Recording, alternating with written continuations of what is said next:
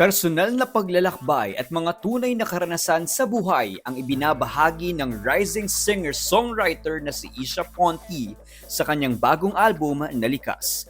Para kay Isha, higit pa sa isang music project ang Likas. Isa itong salamin ng kanyang mga pinagdaanan, natutunan at emosyon na humubog sa kanya bilang isang artista at bilang isang tao. Lahat ata nadaanan ko ng season ng buhay. So ayun po, it's all about me sharing my music, not competing. Hango ang pamagat ng album sa mga salitang longing, illusion, kindness, acceptance at self-love. Mga temang malapit umano sa kanyang puso at naging inspirasyon sa paglikha ng mga awitin sa album. Si Isha mismo ang sumulat ng lahat ng 10 kanta. Bagay na aniya ay nagbigay sa kanya ng pagkakataong maipahayag ang mga damdamin at karanasang hindi madaling maisalaysay sa simpleng salita lamang. Kabilang sa mga awiting tampok sa album ang darating, Numero, Hinga, Kabanata, Halika, Warmth, Gulong, Bakas, River Sky at Mismo.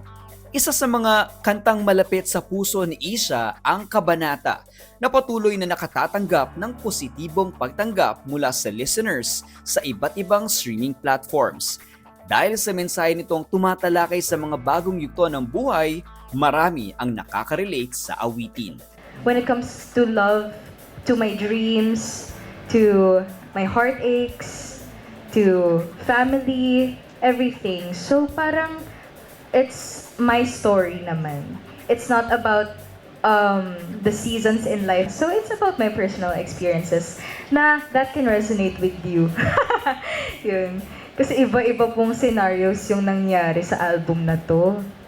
Sa kabila ng pagiging bagong muka sa industriya, unti-unti nang nakikilala si Isha dahil sa kanyang kakayahang magsulat ng mga kantang nagmumula sa tunay na emosyon at personal na karanasan. Bilang pagdiriwang sa kanyang pinakabagong milestone, nakatakdang idaos ang Isha Ponti Likas album launch sa June 20 sa isang event place sa Cubao, Quezon City.